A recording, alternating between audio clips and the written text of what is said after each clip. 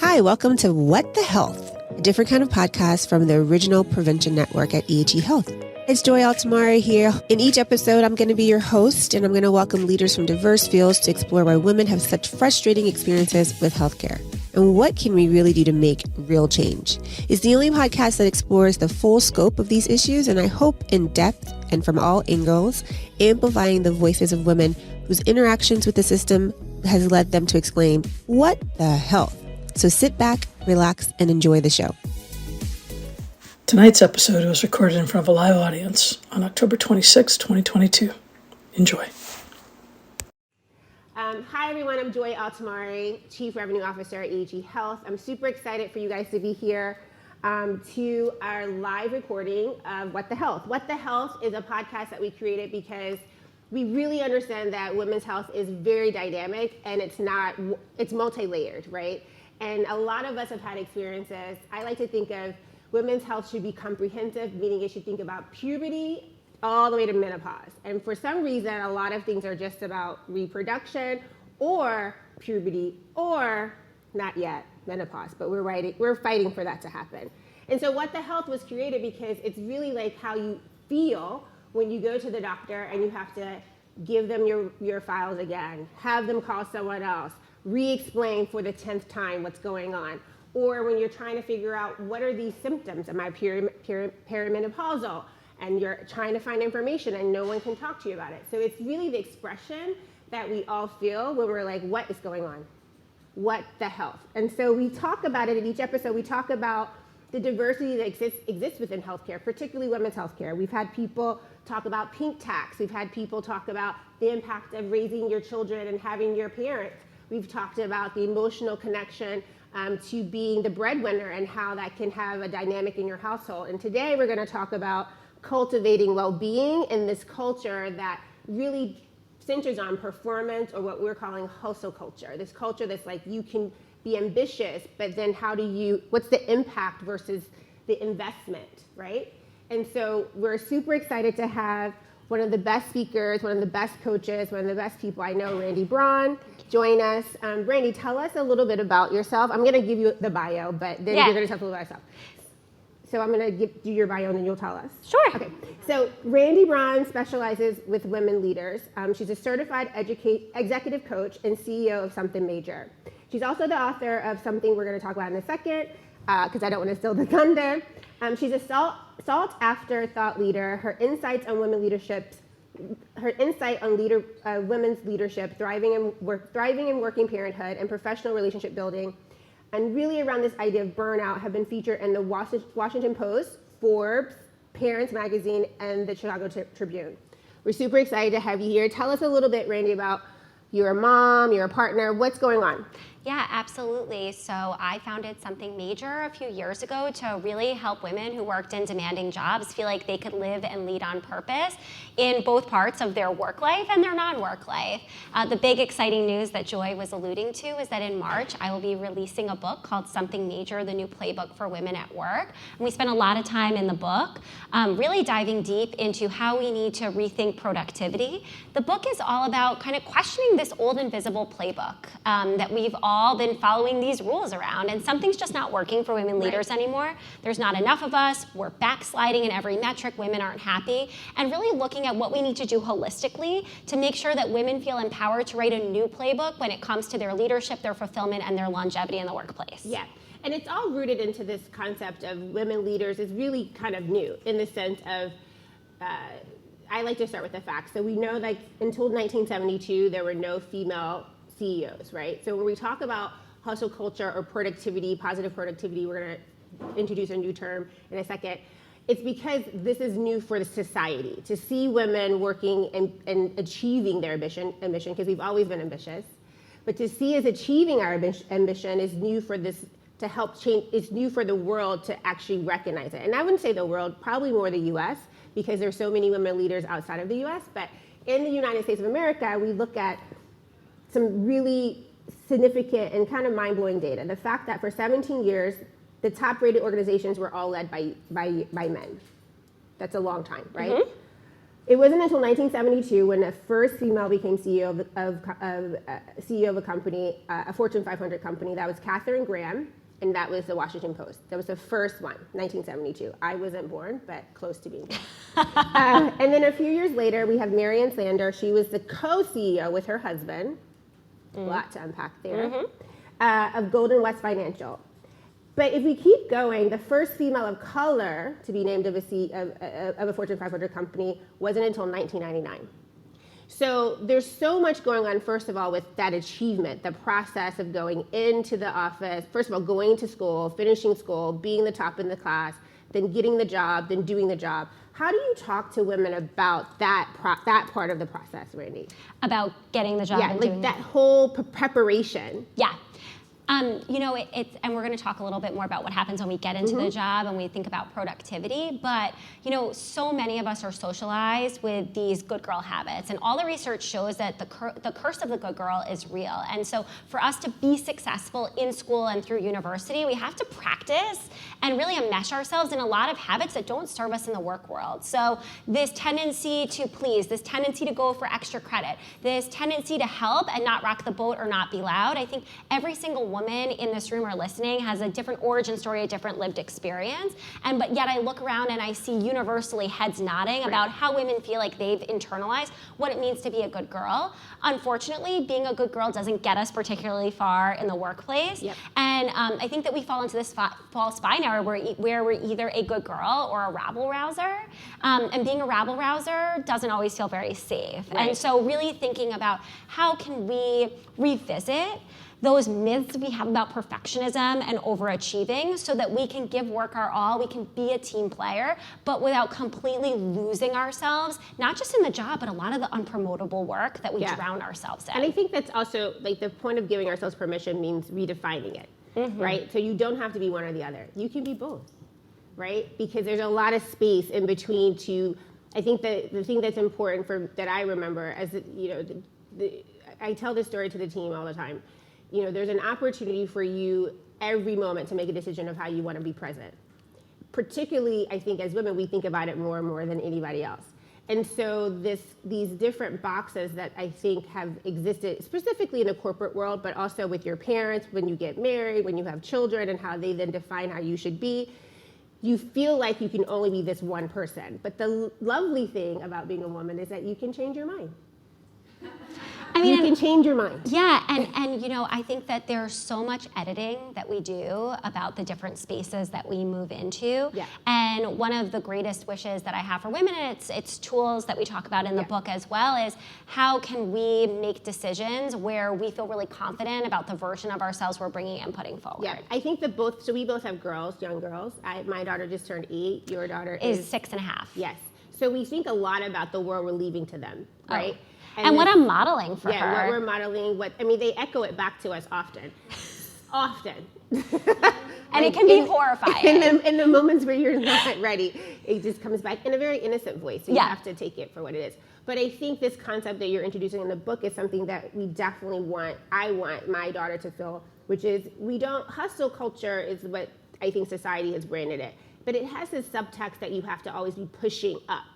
And that you're just thinking about giving more, showing up, being present, leaning in. They sound bossy in nature. They sound like you have to do it. But you introduced a new phrase, which I love, performative productivity culture. Yes. Do you want to talk about that? Yeah, absolutely. So it's something that something that I talk about in the book, Something Major, the new playbook for women at work. This idea we get very trapped and enmeshed in what I call a performative productivity culture. And what I mean when I say performative productivity culture is I'm talking about a set of workplace habits and norms where the performance of our commitment to the hustle culture is more important than the impact of our actual contribution. So I'm going to explain that one more time because I see people laughing and nodding. Right? It's a set of workplace habits and norms where our commitment to performing the hustle culture supersedes the impact of our actual work. And it looks like this. It looks like workplaces where we valorize sitting in meetings for 6 hours instead of giving people 3 hours of uninterrupted time to do the deep work that's going to move the needle on whatever was discussed in that meeting. Where we're constantly available. And there are some studies that show that skilled office workers are only spending a third of their time doing actual work at work. The other 2/3 are spent managing email, managing meetings, and managing all of the little tasks that have us toggling back and forth between Slack, Teams, email, text. And that's horrifying. And it's creating more work, and I think women in particular feel so much pressure to prove their productivity. And it's something that we have to start unhooking ourselves from because it's burning us out, and it's leaving a lot of our best ideas off the table. I would also add that, like, we're not just doing those things she's talking about. How many of you guys are mothers, partners? Like, you're the chief executive officer of your home. So you're not just doing that. You're, like, planning the vacation. You're looking at the extracurricular activity schedule. You're caregiving for an elderly parent. Caregiving for an elderly parent. You are literally doing all the things that you, like, I often say, I need a wife. I need a wife. I need a wife. I need a stay-at-home wife. Because we are doing all the things. People in my office, some of them are here, they know. I get in between 7:45 and 8:15 because that's when I do all of the things to arrange my life. Like, I have to have that every day because I'm the EA of my life. I don't have one of those. And so the burnout that we are experiencing with women is real. And I think it's, I think about COVID. I've told this story many times, so I'm sorry if you've heard it before. But at the beginning of COVID, I think you guys know I'm the only female executive at EAG Health. So I work with a bunch of men, they're nice in general. They're very nice, but their wives all stay at home, right? So COVID happened. And we were on a call. You're speaking of these long calls that people have. So we were on one of those long calls, but it was meaningful because, remember, we were trying to figure out our business. We are really a retail business. Without people coming in, revenue's in jeopardy. The chief revenue, so these were good, important conversations. And we're in, like, the third hour of it, which I will say, in a nice way, men and women make decisions differently and at a different pace. So we're in the third hour of this discussion, and it's over, like, now it's like 1:30, and I remember, like, someone brings, we're new to Zoom, so we have these crazy backgrounds. No one does those anymore, but I see a hand enter the hologram and bring somebody food. And then I see, in 2 minutes, another hand enter and bring somebody food. And then one particular member, his wife is very much like us. She's a boss, but she never brings him food, but she brought him tea. I said, like, tea, hand her with tea. And I was like, we are over. This call is over.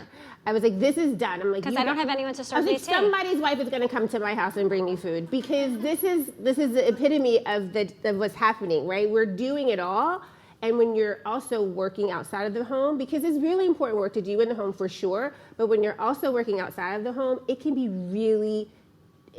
exhausting. It could be really mentally, physically exhausting. And I think that you're hitting on something that's really important, which is we have what I call these macro culture forces, right? We're talking about systemic norms, but I think that we also need to focus on the micro culture that we create for ourselves. And so that's not to leave our society, our workplaces, our systems off the hook. It's just an acknowledgement that we are actually living through a time that I'm very bullish is going to be a moment of historic change. Yep. But we all have goals, hopes, dreams, stress that cannot wait for the world to catch up with us. Sure. And so I think we need to acknowledge some of the systemic things on the macro side of things. And my hope, and it's something that we talk about, Joy, you and me a lot, it's something I write about a lot in the book, is, okay, what are the small shifts that we can start to take in creating a different microculture in our lives when it comes to these beliefs we have around productivity and the impact that they have on our well-being, because they're not advancing us. Correct, for sure. They're not. I think to the point earlier, what are we modeling in the home? Because that creates that culture that you're talking about that's not in the workplace. My daughter is seeing me, right? Do it all. Is that fair? No. I mean, in that example I gave you, I was like, the call is over. I totally got out the call, and then they're all like, are you okay? I'm like, I'm totally okay, but I gotta go make the dinner, fold the clothes, wipe some noses, do some homework. I can't, and I can tell you right now what we should do with that, all those people we were talking about in that call. I can tell you in 2 seconds what the solution is. I don't have time to sit back. there's just something that I heard, what's Tony Robbins? I heard him say one time that if you lean back in a meeting, it brings all the power to you. And so when I read that, literally around this time, in every call, I saw all these men leaning back. And I'm like, did they just read that too? It's like literally, so it's like, we have to understand to yourself, like what you're saying is we have to not only blame external forces, but look inside and say, am I actually happy? Yeah. Am I working to a pace that's not productive for me mentally? Don't be ashamed of saying, yo, this is not working for me. And I need to make space for me, and I need to model that for the people that I love and who are watching me. Yeah, and if I could add to that just one wrinkle, I think that this is a little controversial, but I think that there are a lot of ways where we actually procrastinate inside our commitment and addiction to productivity. And I'll give you a few examples that I see all the time in my coaching practice when I'm talking about high-performing women procrastinating inside productivity. One, when we get overwhelmed by how busy we are, it is so much easier to go through and check the to-do list to prove that we can get it all done rather than make the lifestyle change. And this is something that Dr. Ashley Willens at Harvard Business School has actually studied. Two is I think that we hide out sometimes in our productivity because it feels safer than confronting our perfectionism. And lastly, I see a lot of women really focused on staying so enmeshed in these commitments they have to productivity because the thought of figuring out what they want to do that would make them happier with their time is actually so overwhelming. Yeah. That it just makes it easier to stay enmeshed. And before we know it, again, I'm not victim blaming, I'm not saying that we do bad things, but it's actually really complicated when we think about the microculture we're creating. And I just think that the awareness of some of these habits is something that can at least get us curious about thinking about, are there different ways I want to spend my time? Are there different decisions I want to make about my relationship with productivity? And something we'll talk about later, something I think about a lot is, do we want to be productive or impactful? And we can talk more about that. Yeah, we're actually going to talk about it now. Oh, wonderful. Like I said. Yes, we're actually going to talk about it now. So we know, I'm not going to dive into it. We are going to share with all of you guys, but there's mental, psychological, emotional, physical effects of burning out, of just, to your point, that we have to be very cognizant of what is the performance and what is the impact. Are we checking off the list so that we can say we achieved it, or are we trying to be impactful in our lives? But I want to move quickly to what you just said. Like, what's the difference? How do we coach ourselves? How do we talk to ourselves? How do we manage our lives so that we can lead with impact? And that's actually much more fulfilling than just checking things off, trying to perform. Yeah, I remember coaching this woman. She was the executive director, which is the chief leadership role in this institution of a museum. It was her dream job, and she got in seat a few weeks before the pandemic, and the pandemic shut the museum down. She's like, nobody taught me how to do this.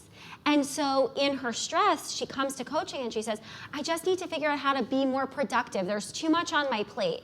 And I just said to her, I was like, she's walking me through, there's not a minute of unused time in her day.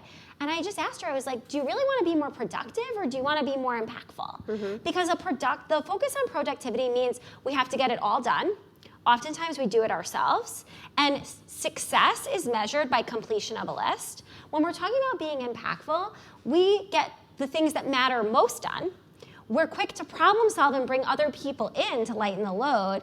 And we measure success not by completion, but by outcomes. And when we start to think about what would make my day impactful versus productive, the to-do list does not feel like handcuffs.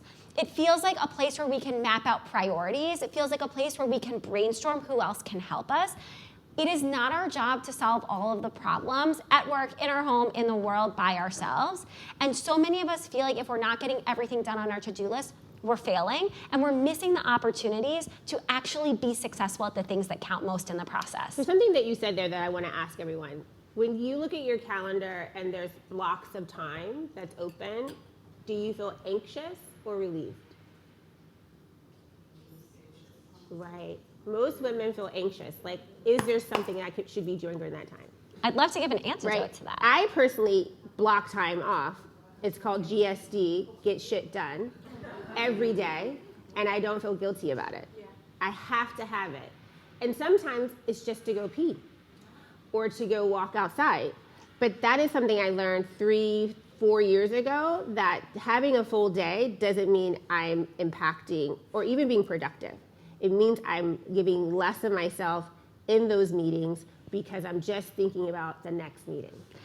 I mean, and we've talked about this before, Joy. I think that like when we're fighting for time to pee, something is off. It's inherently broken, like on so many levels. You've heard me say this before. Yeah. It's like when I look around, because even by the way, coaches, I'm human too. Sometimes I have a day that gets away from me. When I look around at my desk and it looks like a Kind Bar graveyard, that is how I know my day has gone to hell in a handbasket. Yes. But one of the things, you know, my area of expertise is working with women in really demanding, unpredictable jobs. And so one of the things that I often design with my clients is, okay, we know the only thing predictable about your job is the unpredictability. So we know there's going to be a fire. We don't know when, we don't know where, and we don't know who's going to be involved in the firefighting production to put it out.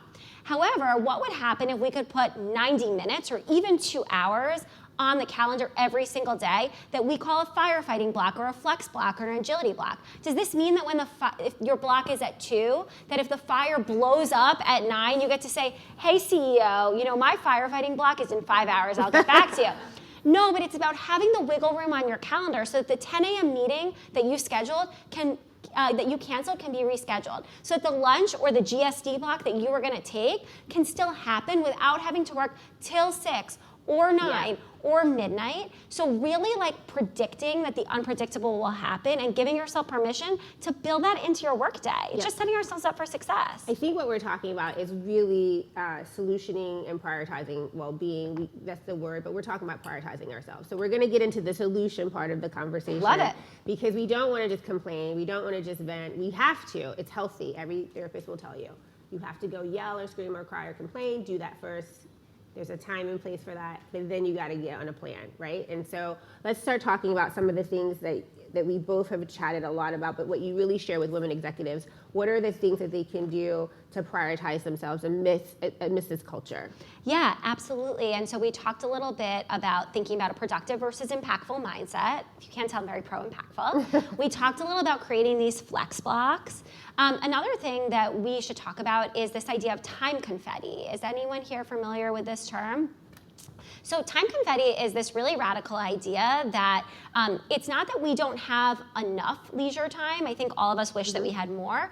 But actually what researchers have found is that especially as busy women, we shred the limited amounts of free time we have into tiny little pieces of confetti. And if I could walk you through, this is a little bit of what it looks like. Let's say you have an hour of leisure time, right, after the day wraps up. And you go to sit down on the couch and read your favorite book, turn on your favorite show, maybe to do a workout. And a few minutes in, you pick up your phone because you hear it buzz and you see a text, you put it down. 10 minutes later, you see an email, it doesn't require a response. 5 minutes later, you get another email, and they just want to know, Joy, if you're going to be there at the 9 a.m. meeting tomorrow. I'm not. But she doesn't want to leave them hanging. So she tells them, hey, no, I'm not going to be there. And while she's already in her inbox, she responds to the text, she responds to the other email. And before we know it, over the course of that hour, maybe you've only picked up your phone 30 seconds here or sent a tweet or checked Instagram 30 seconds there, but it can actually add up to, let's say 6 minutes. Well, if you had an hour of leisure time, that is literally 10% of your free time you just gave up to mindless multitasking. In addition to diminishing the quality of time, the quantity of time, you've also now diminished the quality of time. And so thinking about where we are bringing this uber productivity, like must multitask all the time kind of mindset, I think making sure that we're avoiding time confetti is a huge thing. And then lastly, if there's just one more thing that I could add, I love this idea of making lists of things that we're just not going to do. Yep. And Say so, no. right? So Say making no. a commitment to where you're going to say no, and really also bringing other people to be your accountability partner. So maybe it's a direct report. I have someone on my team who holds me accountable to the things that I'm going to say no to. Maybe it's a partner. Yeah. My husband's a huge gut check for me on that. Yeah.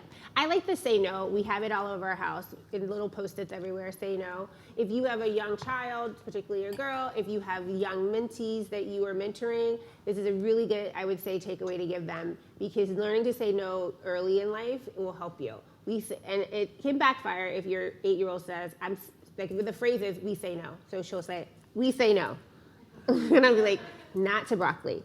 You can't say no to broccoli, but she'll say, literally, you know what? We say no. I don't want to do that extracurricular activity anymore. I know that I committed to it. I'll finish this season, but we say no. We're not doing it anymore. That's super empowering for an 8-year-old to be able to do that. And so we want to model that behavior. So to model it, you have to do it. You have to say it. You have to show the people in your life. And I think it's more respected too when you're saying no to the person. Like, hey, I say no to that, and this is why. So don't ask again. It's not negotiable. I say no. Or one of my favorite ways to say no actually comes from improv comedy, which is, does anyone know what the golden rule of improv is? Yes. No. It's yes and. Yeah. It's yes and. And one of my favorite ways to say no to something is to say yes and. So yes, I'd love to help you with that. And that means we're going to have to deprioritize this. Yes, I'd love to help you with that.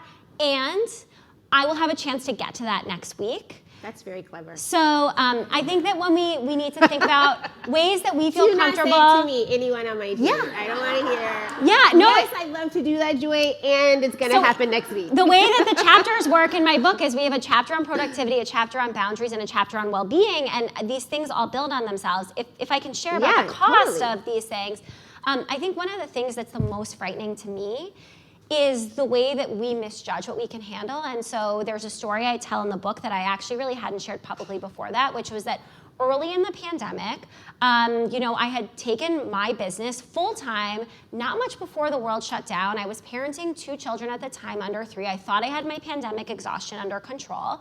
I went out in the middle of the afternoon on a Friday, and at a red light, I fell asleep at the wheel of my car. Wow. I crossed 6 lanes of traffic in one of Washington, D.C.'s biggest intersections, 2 main thoroughfares and an on-ramp to a highway tunnel. And I only woke up to the honks of the few other cars that were on the road. And literally, I do women's leadership and for my business. And so the feelings that I had of the fear that I had misjudged my own exhaustion, the shame of how could this happen to me, it's so intense. And I really am a huge believer for, yes, I think working with a coach can be helpful. I'm also a huge believer in therapy. Yes. I'm also a huge believer in watching out for the physical signs and making sure, Joy, I know that this is something that EAHE is so passionate about, is making sure that we have a really holistic approach to health and well-being. We misjudge it, and that was a really life or death moment for me. Sure. I can't tell you I flipped a switch, but I can tell you that it got me really reevaluating with myself, what are the physical symptoms that I'm missing if my brain is tricking me and white-knuckling through. So I've certainly made a lot of changes since then. It's been 3 years. You're good. It was very overwhelming and frightening. I think you're right, EHE. We definitely promote that. We want everyone to get their preventive exam. And it's not just about, your blood work is important, but we also want that hour with the doctor to dive deeper into what's going on. Depression is often found through discussion. People don't realize that. It's you could do all the tasks, we have them, but it's that hour with the doctor to understand, my parents just moved in with us as well. My husband's parents just moved in with us. My triplet boys are dating. There's so many reasons that you can be having anxiety or depression, and I always say depression is uncovered through discussion. And this is the point of this entire podcast, to discuss these things. It's so crazy. We did 30 minutes. The time is up. But I think what we want to do is leave you with one thing, which is the crux, I think, of it is there's a lot of pressure. We put it on ourselves. Society puts it on ourselves, our loved ones. You have to protect your energy. I personally, Randi knows this, every morning I get up and I have 30 minutes to myself, no one else, and it's protected. When I get home, I don't check emails. I don't do work. It's protected. You have to figure out the things. And I know that there's privilege with my position that I can do that, so I acknowledge that. I wasn't like this in 20. I broke 2 molars when I was 24 because I was not protecting my energy, because I was stressed out about getting a report out on time, which makes no sense. But what I learned through that entire process in the last 20 plus years is protecting your energy is super important. Taking the time to find people that you can talk to, or taking the time to yourself, is better than anything you can do. It's like what they say on the airplane, you have to put the mask on first before you put on anyone else. If you're not well, you can't help anyone. So we want to at least leave you with that's important for you to do. Whatever that looks like for you, make sure you figure that out soon so that you can enjoy that. It's not a task that you feel pressure on, but I would encourage you to figure it out soon, because the sooner you figure it out for yourself, really it's bountiful. I want to thank Randi Braun for joining us today on What the Health.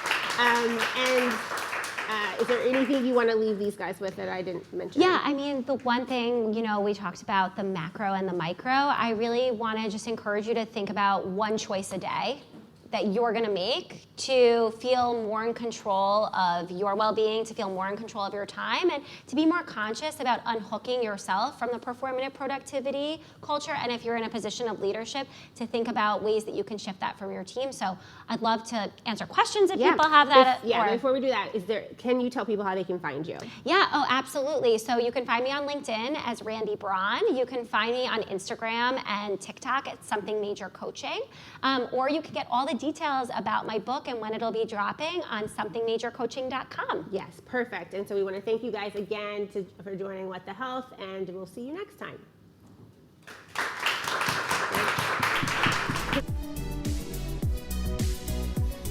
Hi, it's Joy Altimare here, host of What the Health. Thank you for listening this week. We hope you enjoyed it. We hope you like what you heard and you subscribe, spread the word, and give us a good rating on Apple, Spotify, or whatever you're listening to. You can also subscribe to our YouTube channel for video of every episode, plus lots of other useful content. For more information about what EHE Health and preventive health are all about, visit us at ehe.health. Until next time, what the health?